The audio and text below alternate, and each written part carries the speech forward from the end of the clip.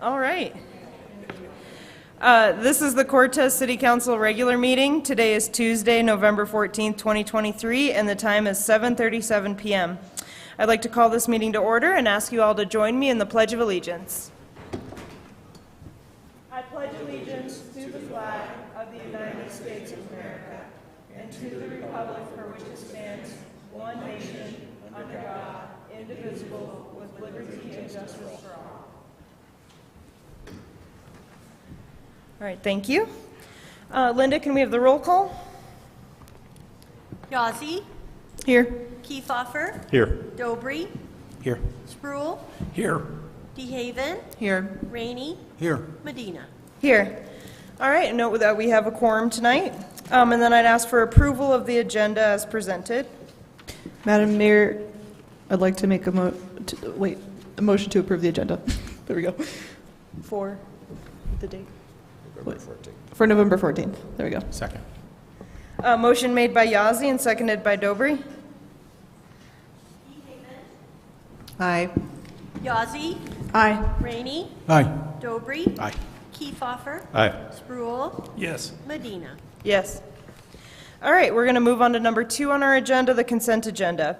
The list under consent agenda is a group of items to be acted on with a single motion and vote. This agenda is designed to expedite the handling of limited routine matters by City Council. Either the public or a council member may request that an item be removed from the consent agenda at the time prior to council's vote. I'll ask if a citizen or council member wishes to have any specific item removed from the consent agenda for discussion. On our consent agenda is A, approval of the council work session and agenda minutes for October 24th, 2023. B, approval of the expenditure list for November 14th, 2023. And C, approval of a renewal hotel and restaurant liquor license for New Hong Kong of Cortez, Inc., DBA New Hong Kong Chinese Restaurant located at 332 West Main Street, Cortez. Would anyone like to have an item removed for discussion? Or do we have a motion for this? Madam Mayor, I move the council approve the consent agenda as presented. Second. Motion made by Dobry and seconded by Yazzie. Kiefhoffer. Aye. DeHaven. Aye. Spruill. Yes. Rainey. Yazzie. Aye. Dobry. Aye. Medina. Aye. All right, we're going to move on to 3 on our agenda, public participation. There is no limit to the number of speakers, although public comment will be held to an overall time limit of 30 minutes. Speakers have a time limit of 3 minutes per person, may only speak once, and may not cede time to another commenter. All right, do we have a public comment? All right, I'd like to invite Ty Rogers to the podium and state your name and address and make sure the microphone is on. Thank you. Thank you, Madam Mayor. Ty Rogers, 738 Canyon Drive. I just wanted to ask for any updates about the CDOT study that was supposed to happen on 491 South Broadway.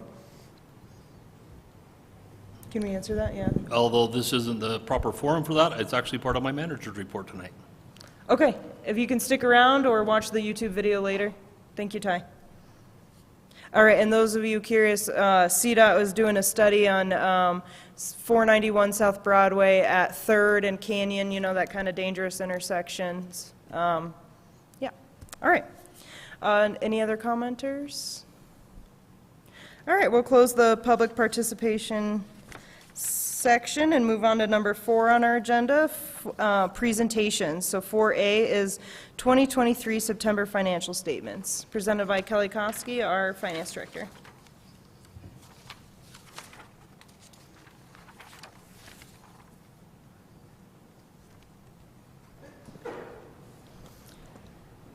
Good evening, Mayor and Council. In your packets this evening, you will find the financial statements for September of 2023. They are broken down by revenue and expense. Those are labeled at the top of each page, and they're also broken down by each department. A couple of items to note. In the lodgers tax fund, while we have had concerns about revenue downturns, typically August, September, and October are some of the higher months that we receive in lodgers tax, and currently that fund is 1.4% above what was budgeted for the year.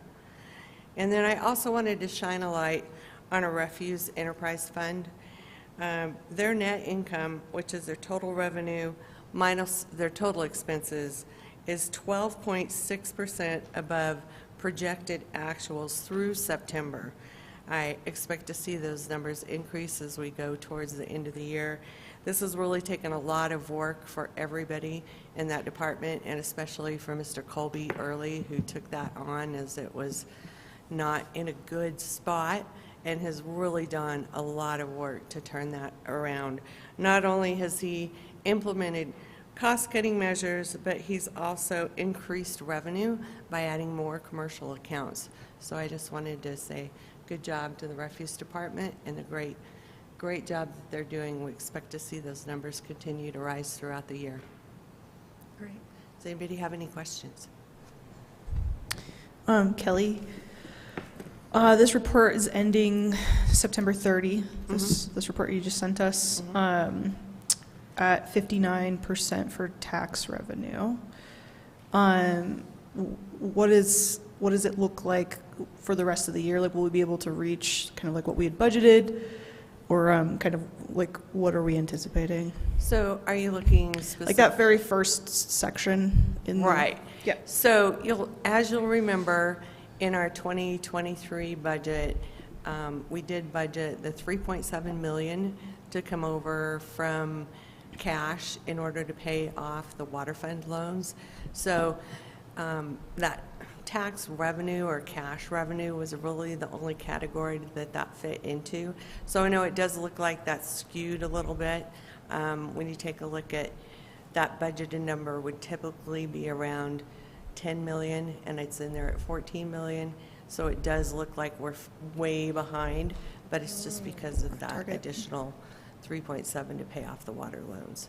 I really do think that we're going to be pretty close by the time we get to the end of the year. Yeah.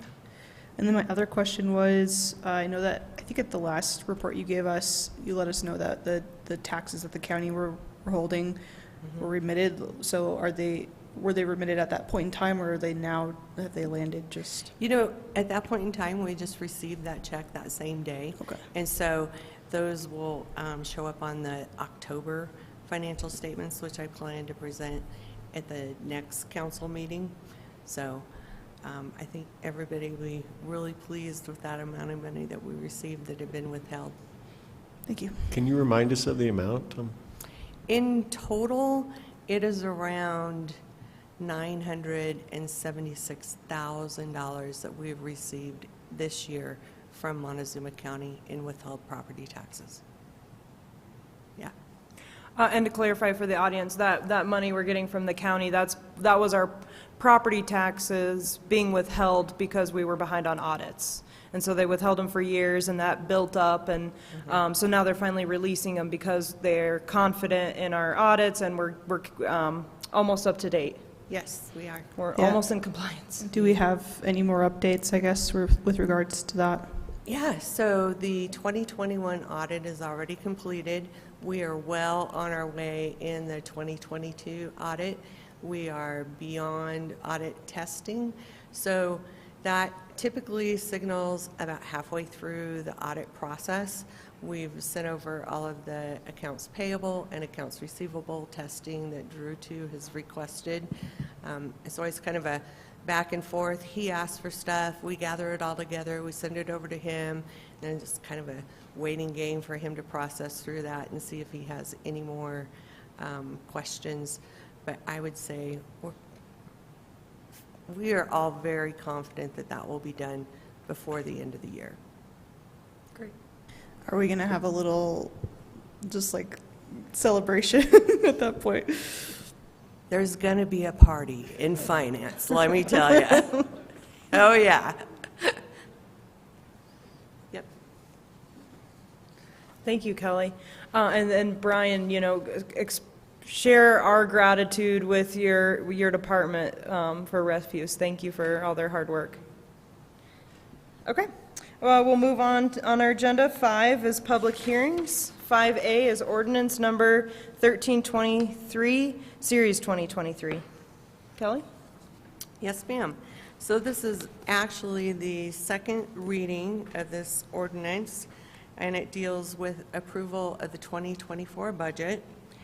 The overall budget is approximately $35 million, which represents all projected revenue for the general fund, the enterprise funds, and the capital projects.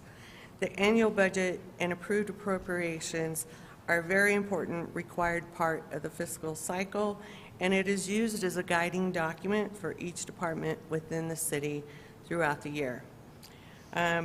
Just to go over again our process, we use ClearGov, and all of the budgets are reviewed by directors and supervisors. After the budgets are submitted to the finance department, then the city manager and the finance director meet individually with each one of the directors. And then the proposed budget is reviewed by the council. It's made public for public comment. through the ClearGov Transparency Center, which is a button on the web page for the city entitled 2024 Proposed Budget, and it's also made available through all appropriate social media outlets.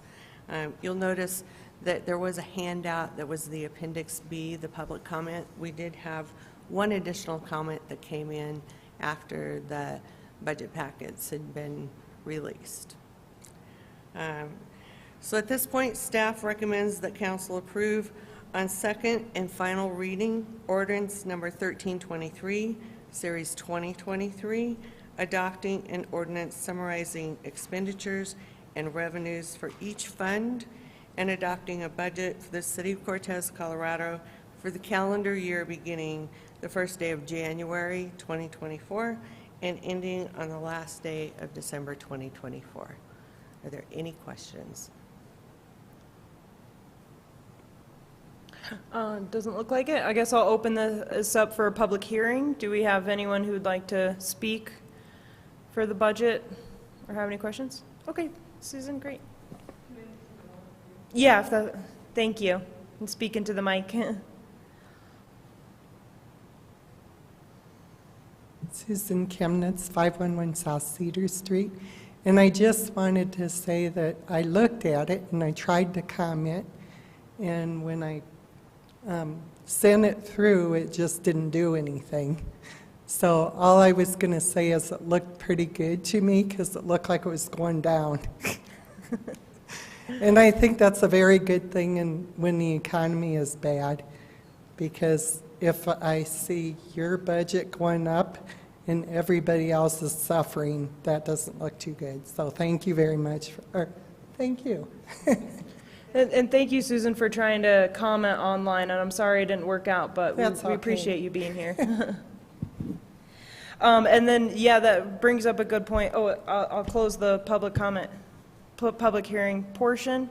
A lot of communities across Colorado, at least, and probably across the country, are seeing sales tax plateau. We've gotten in this cycle where it's increasing every year, and that's great while that's happening, but reality is that's not a guarantee, you know, and so we are seeing plateauing of our revenue, and some revenue sources it going down. So we're trying to, you know, meet the needs of the community and balance that with the actual budget we have. So we appreciate all the hard work that our department heads did as well for working on this budget. Do we have any questions from council? Okay. Did I do all the parts? Okay. Do we have a motion? Madam Mayor, I make a motion that council approve ordinance number 1323, series 2023, an ordinance summarizing expenditures and revenues for each fund and adopting a budget for the city of Cortez, Colorado, for the calendar year beginning on the first day of January 2024 and ending on the last day of December 2024 on second and final reading. Second. Motion made by Yazzie and seconded by Rainey.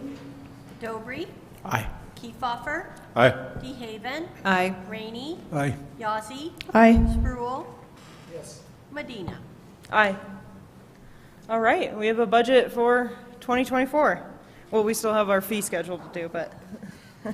Thank you. And I'd like to just give a warm thank you to all of you for all of your guidance and patience through the budget this year. It was not as easy as it has been in the past, and we truly do appreciate all of your help and support through that process. Thank you, Kelly. All right, number 6 on our agenda, unfinished business, we have none, so we're going to move on to 7, new business. 7A is resolution number 29, series 2023, presented by Jeremy Patton, our airport director.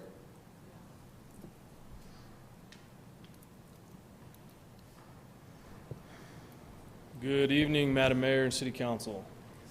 All right, so let me pull this up. I got a little behind here. All right, so this guiding document has been worked on for several months this year. It's been something I wanted to work on since I got here in Cortez 3 years ago. It's done with the guidance of industry standards and existing fees and charges that we already have in place. It's just never been officially as a resolution and a schedule of fees. So this includes our, the land lease agreements, the rates of which we apply to those, surface use agreements, contracts, whether it be the tanker base, GSA with their TSA offices, all those in total. We're just putting it into one document here with some new fees that, we want to cover into that moving forward. So these are all standard across the industry. We're well below comparable airports. We take into consideration that we are an EDA or an economically distressed area. Our general aviation community is still growing, to say the least.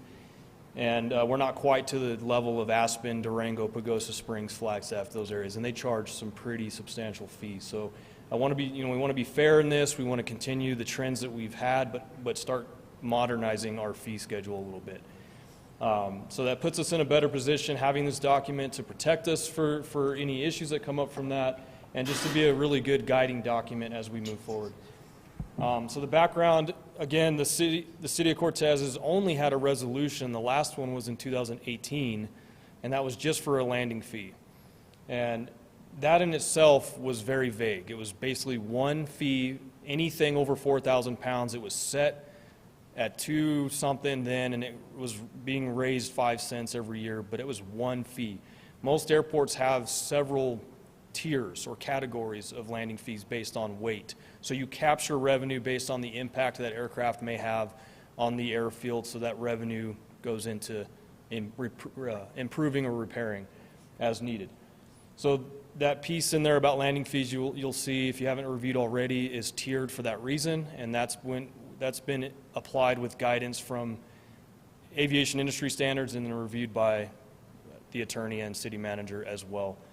And in that PDF, you'll see that there's still the comments in there. When the official document that we file, we'll remove those comments, but you guys are able to see those if you would like. Fiscal impact, the enterprise fund of the airport will eventually, as this progresses, realize increased revenue as we scale our land lease rates per CPI every year, and then the landing fee structure, the flight simulator, surface use agreements, classroom rental fee essentially, and we put minimums on that. And we're doing this already. We just want to have this in place as a guiding document. We'll keep updating the lease rates again as per CPI each year. The parking lot is still in progress. We are out to bid right now on that, so you'll see the parking lot fees are to be determined. That's still a council discussion, and next year, probably in the spring. Just so you guys know, we closed the bid at the end of this month, if you haven't seen that already. So that's a work in progress. So with that, staff recommends that council approve resolution number 29, series 2023, the Cortez Municipal Airport schedule of fees and charges, barring any questions on your guys' part or from the public.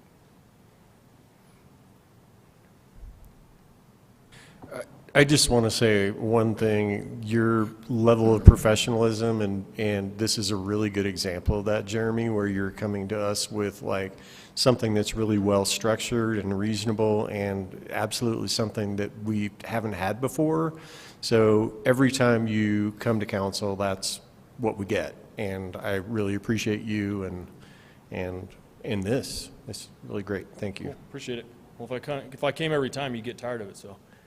You guys have any questions on it? Just looking over it, I know it's about 6 or 7 pages. It's not huge, but it's not small. So, is Cortez Flying Service overseen by your management, or? In some ways, yes. In a lot of ways, yes. They're under our lease agreement. They're contracted to the city. When it comes to aviation revenue, they process my landing fees or our landing fees and the fuel flow fees. I will be coming to you guys with a presentation on a potential landing fee program that captures more of that. We're missing a lot of landing fees, like after-hour landings, medevac, charter, that we're missing out on that revenue. I don't want to get into the weeds with that right now, but that is something I want to improve on, is capturing that data, and it's done through FlightAware, ADS-B data, satellite tracking, and it's a service. and we would not be, we're dependent on the FBO. And it's no offense to them, it's just that they do everything by pen and paper, and we're missing some of that. So on the revenue side of things, yes, they're maintaining the landing fees and the fuel flow fees primarily. They're allowed to charge for tie-down fees. I have that listed in the document.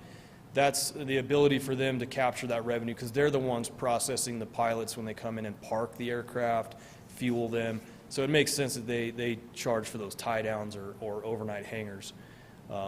Everything else is our obligational responsibility. And we have grant assurances that monitor these things. We actually report to the FAA and the state that these things are happening in that way. And this document really helps us look more legitimate, if that makes sense, right? That's why it's a guiding document. So. Yeah, because I had a question then about like general statistics and data gathering, you know, because with this different landing fees, you know, then you can essentially gather data of like what, you know, how much aircraft in each weight are we getting, and are you collecting like a whole broad data statistics? It's passive right now. I'll be 100% honest. It's very passive. I don't Okay. take a lot of time. I don't have a lot of time to do that directly, but we have the ability to grab that data via FlightAware, ADS-B, satellite tracking, things like that. It would behoove us to find a service, which I have connections with right now. I just, again, I want to get some other prices and information so that we can look into that.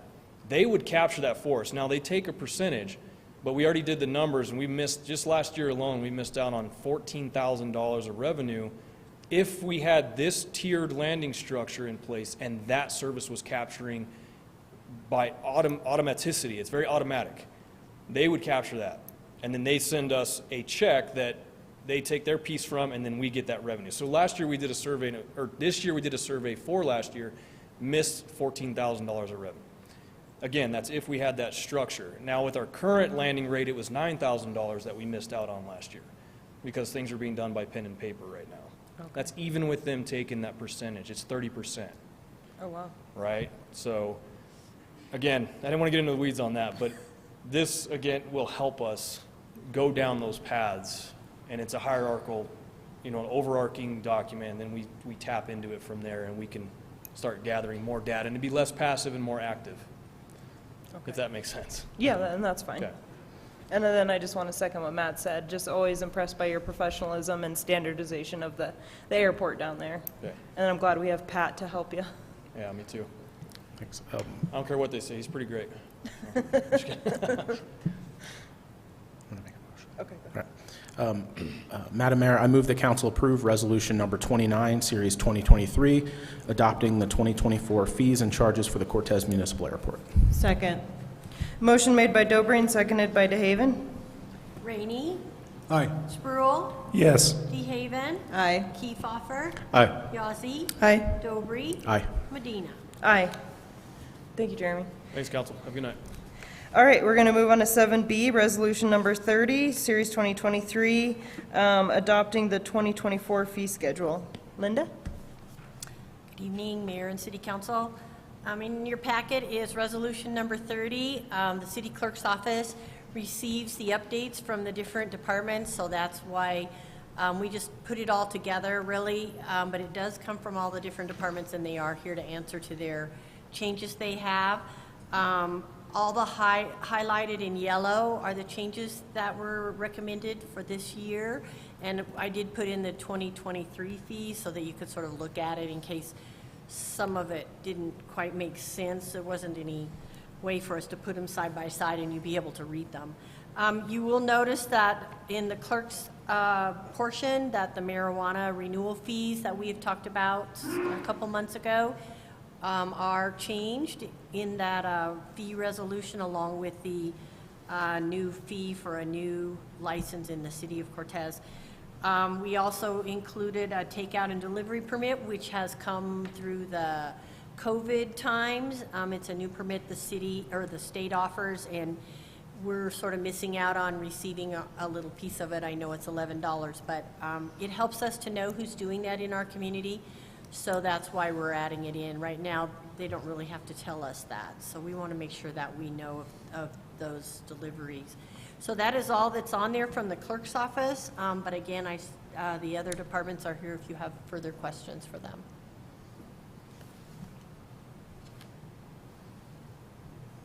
I have a few questions. The animal shelter, I did not see, like licensing fee or whatever, if you have to license your animal.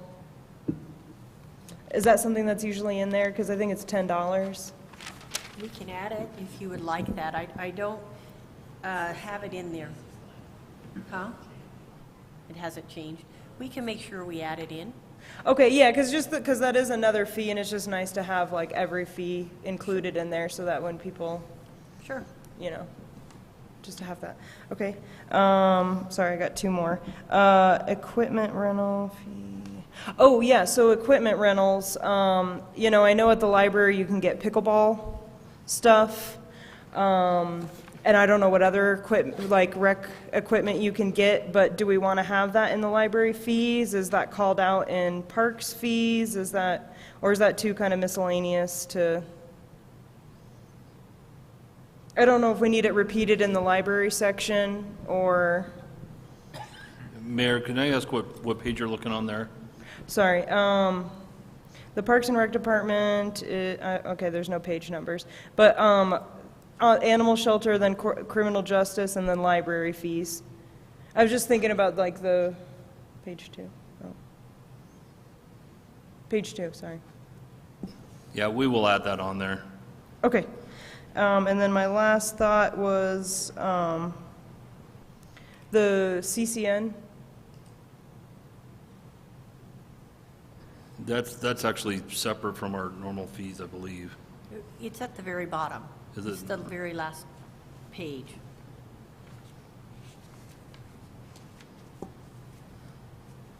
Pretty sure it's on the very last page. Okay, Yeah. yep, there it is on the back Yeah. page. And what was your question, Mayor? I'm assuming it's all highlighted yellow because this is all new. Oh, yes, it's a whole new structure, it's a totally different circumstance, so everything's had to be revamped on it. Okay. I'm pretty sure they're all the same fees as were last year, but a lot of it is gone now. A lot of the pieces that the city's not doing anymore is what was taken out. We wanted to make sure that you noticed that it was different than last year. Okay. But I'm pretty sure the fees are the same. Is that correct? Thanks, Rick. I'm pretty sure.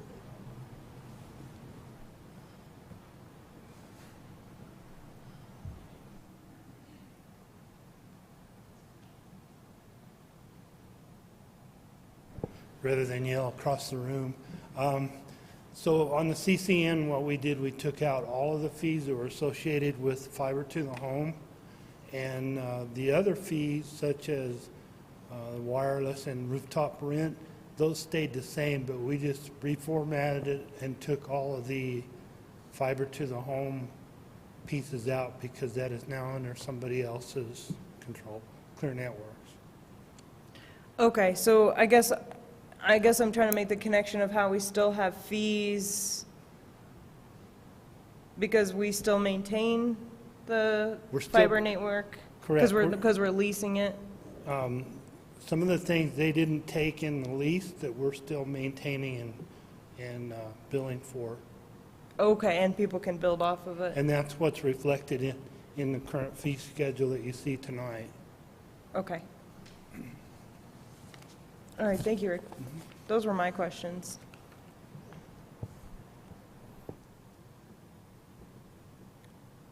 All right.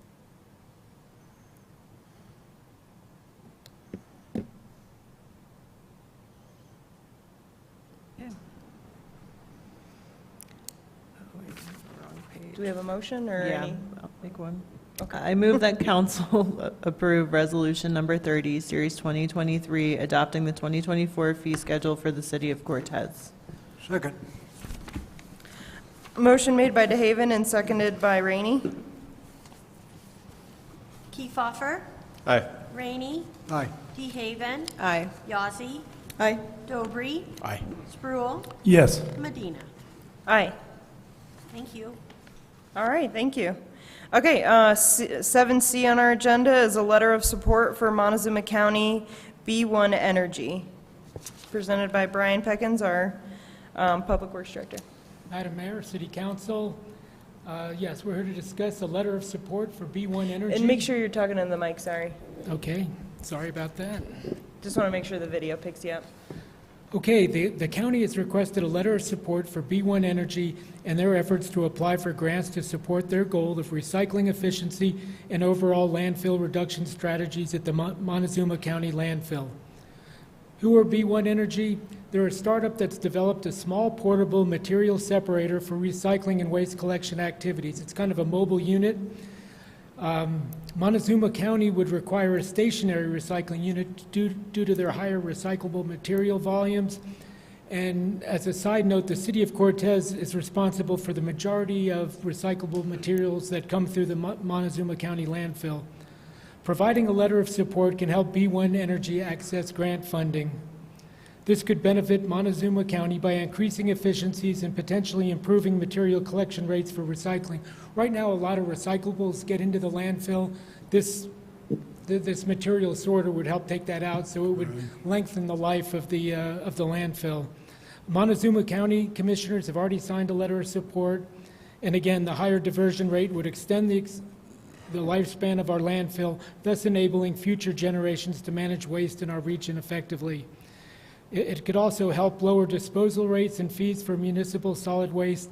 And they're really not asking for anything except for a letter of support. So as haulers and stakeholders, it is crucial that we remain proactive and supportive in our waste hauling and diversion activities so that we can continue to provide reliable disposal options for our customers. Staff recommends that Council authorize the mayor to sign a letter of support for B1 Energy as requested by Montezuma County, subject to your questions. So, Brian, are they talking about single stream? Is this different than that? Like, are the recyclables pulled out and then assessed, or are they? Yeah, like, okay. As I mentioned, there's a lot of recyclables that get into the landfill, and this is a way that would help. It would alleviate some of the manual sorting that has to be done and misses a lot of recyclables. This way would catch, it's a material sorting machine, and it would help catch more recyclables and keep them out of the landfill. Is the idea that eventually people would be able to take their sort of single stream bucket or whatever to the landfill and have it taken care of, or? I don't know if that's, the B1 Energy is a private company, Yeah. They're looking for grants. I'm not sure what the future, whether that would be part of the Montezuma County landfill or not. Yeah, that'd be a total game changer for our area if that happened. Cool. I think the landfill has been doing some innovative and creative things over the years. They did the upcycling thing because people tend to throw away things that are just slightly broken and they don't want to fix them, and so they were able to kind of pull that out and resell it to people who can fix those and want to reuse things. And then they also have the composting, because I know that there's a worry the latest cell they built is filling up faster than they predicted. So yeah, anything we can do to lengthen the life of that and support them, I'm in favor of. So. Thank you. I move that council authorize the mayor to sign the letter of support for B1 Energy as requested by Montezuma County. Second. A motion made by DeHaven and seconded by Spruill. Dobry, Aye. Kiefhoffer, Aye. Spruill, Yes. Rainey, Aye. DeHaven, Aye. Yazzie, Aye. Medina. Aye. All right, moving on our agenda, 8 draft resolutions, ordinances, we have none. City Attorney Report, number 9.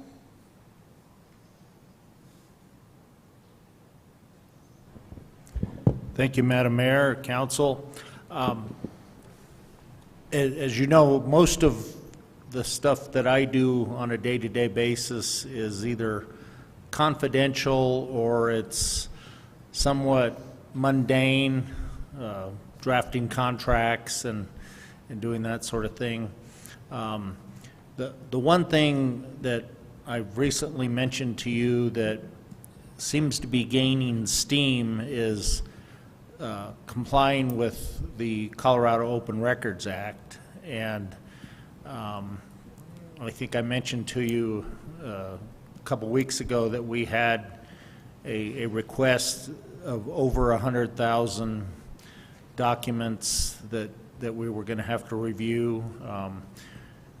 Staff and the mayor met with the requester, and we were able to come to an agreement on potentially reducing the volume of documents that have to be reviewed, which necessarily reduces the time spent by staff and the cost attributable to that for the applicant.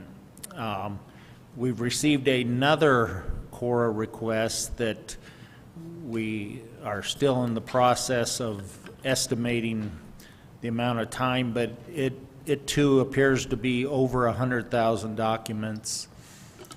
And I want to report that to you, not to complain, because the statute allows the public to request documents from their government, and sometimes the administrative efforts are significant to comply with the statute, but I just wanted to let you know that it's not unique to Cortez. This is a challenge that large and small communities face, and it's probably even more of a challenge for the smaller towns that really don't have staff that they can throw at these requests.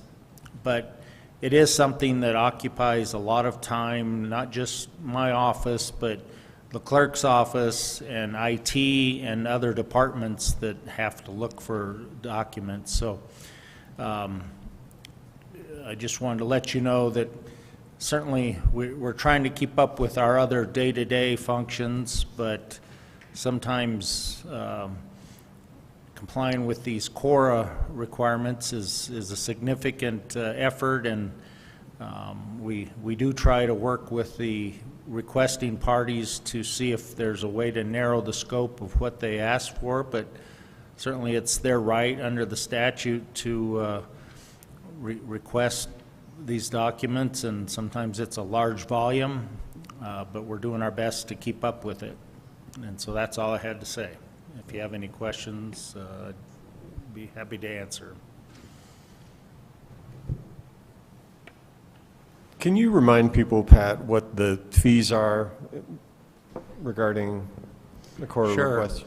The statute allows for each request, the first hour is free, and that's the time spent by staff retrieving the documents and reviewing them.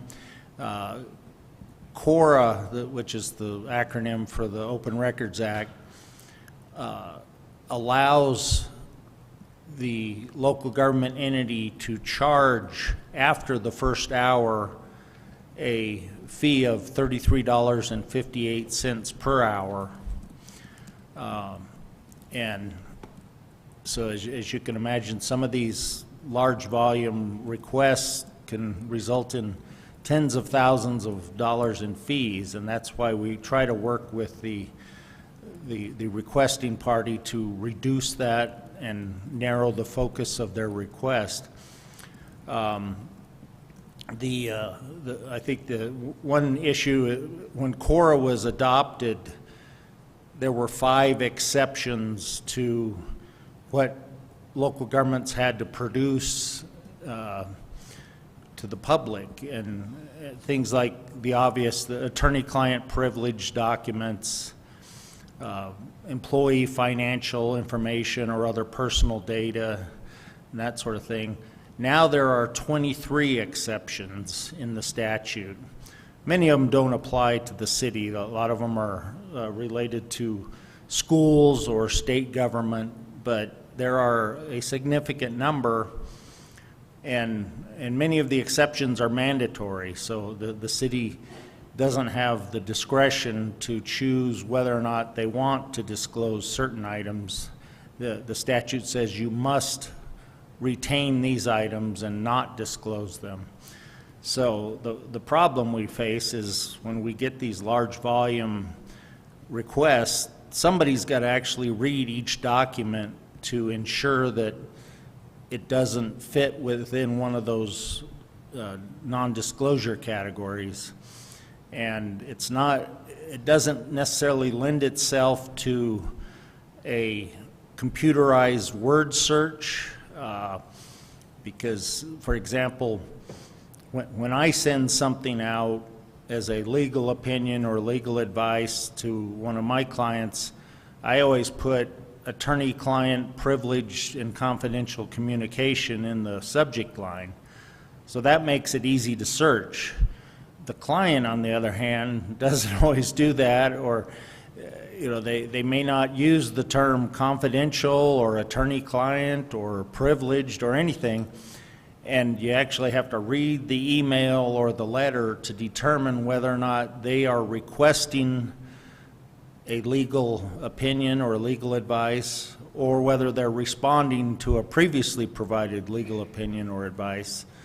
And of course that pertains to other privileges and exceptions that are in the statute as well. So it really is quite a process, and I think most of the people requesting documents don't really realize that there are those, they just figure everything's a public document, so they want to see everything. And unfortunately, that's not the case, and so it is a challenge to comply with the statute.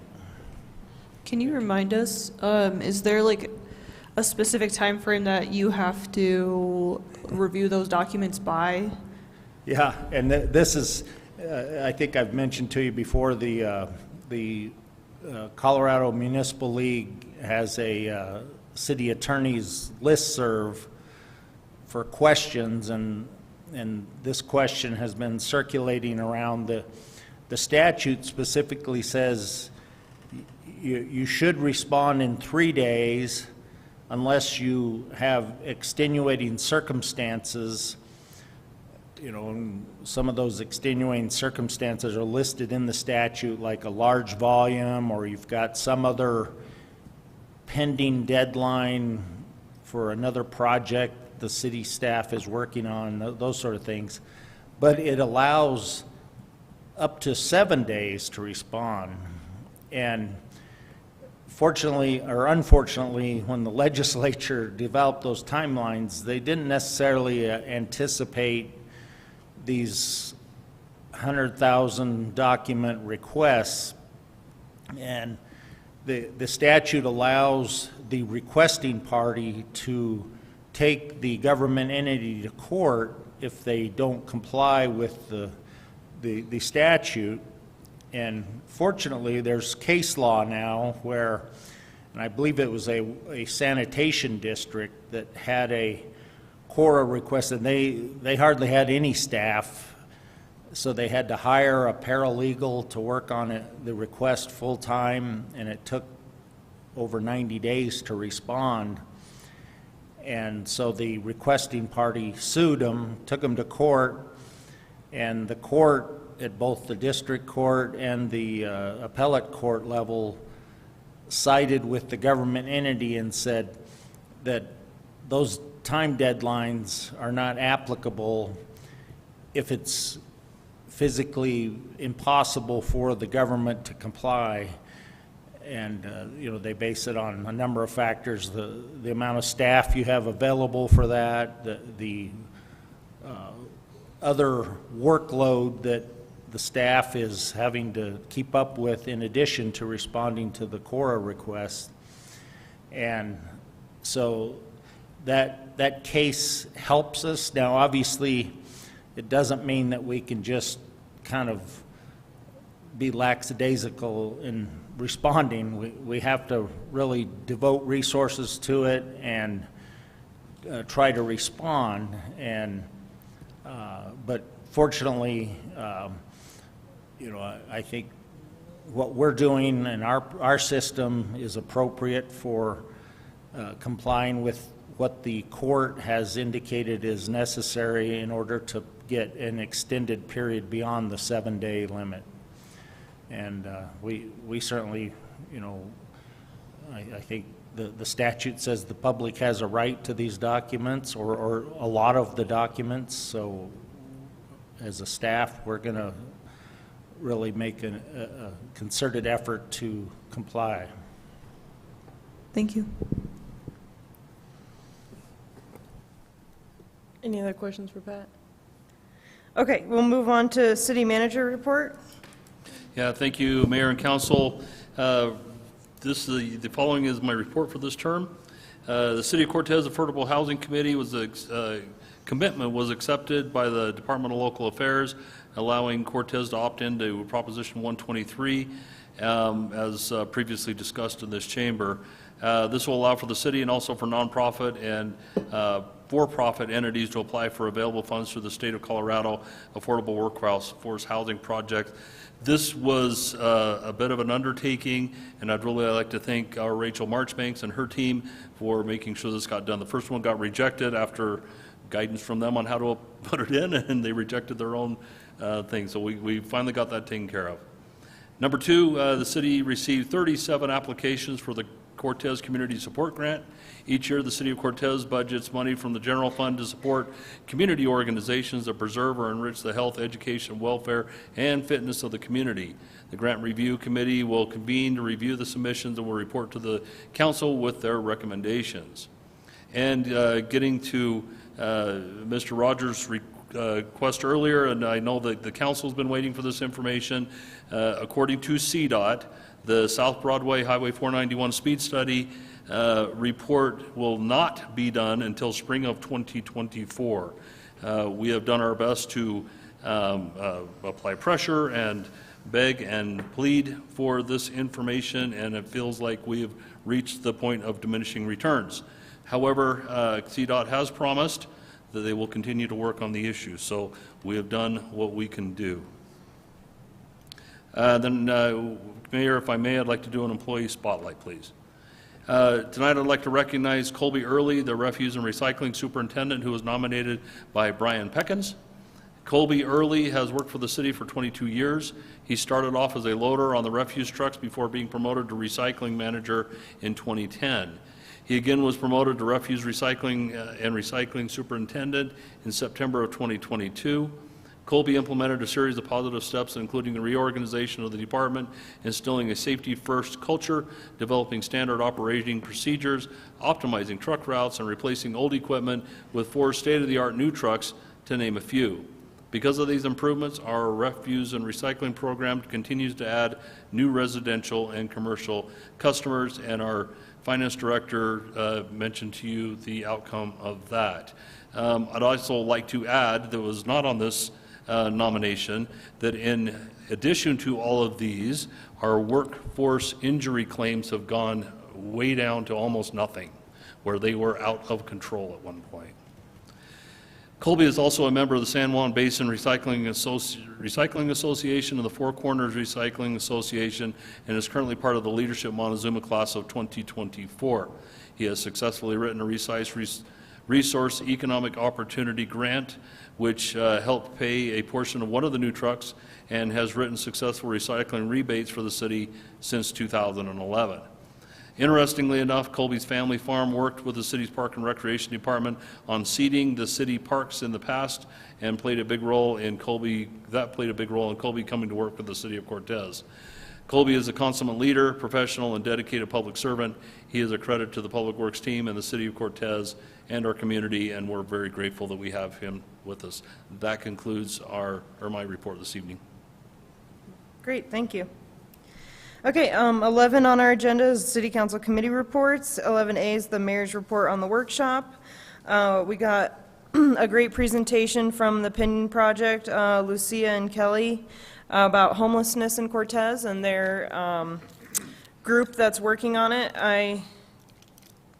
can't summarize it. They've shared a lot of information, so I encourage the public to go and watch our work session. But they have, one of the statistics that stood out was 324 homeless people that they have by name in our community, and that's probably an underestimate.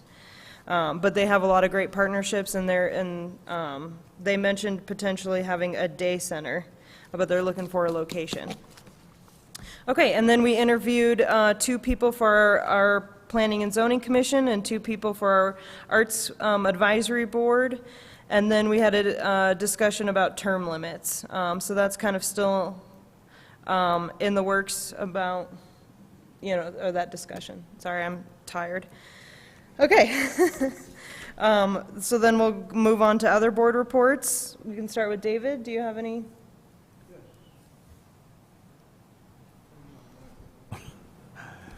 I must say I've never been more optimistic about the Public Arts Advisory Committee, and the membership has increased considerably. And with it, many new ideas that have been put forward, which are beginning to unfold, and I feel strongly that the central business district and the downtown businesses will benefit greatly from this movement. That's it. Cool. Thank you. I have a couple reports. I attended the Historic Preservation Board meeting. Historic Preservation Board is working on the new grant for a historic survey, and then also a potential new board member attended the meeting. So that fits in with that process that we talked about earlier. And then I also attended the Mesa Verde Country Board meeting. We had a discussion about lodgers tax, and then we also received their full financials, and the next meeting is in January. Oh, great. I attended the golf course meeting, and the golf course is in fabulous condition right now. Unfortunately, the season ends the 17th due to putting tarps over the top of the greens to preserve the greens throughout the winter. According to Golf Pro and Creighton, the golf course achieved its highest cost recovery ever, and the golf fees will rise a little bit for 2024, and this is the first increase in 3 years. But if you didn't get to go golfing this year, you really missed out, because Cortez was known for its fantastic municipal golf course. And I think they are 93% recovery now, so they are doing excellent on returns. I have just a couple of quick things to say. Our November meeting potentially will be moved to the first part of December, and that will be made known to the public. We'll have more specific information at the next meeting. I also want to just quickly say that I've been working on the Leadership Montezuma reboot because we had to take a little bit of a break for COVID for a couple of years, and last Thursday we had our Governance Day, and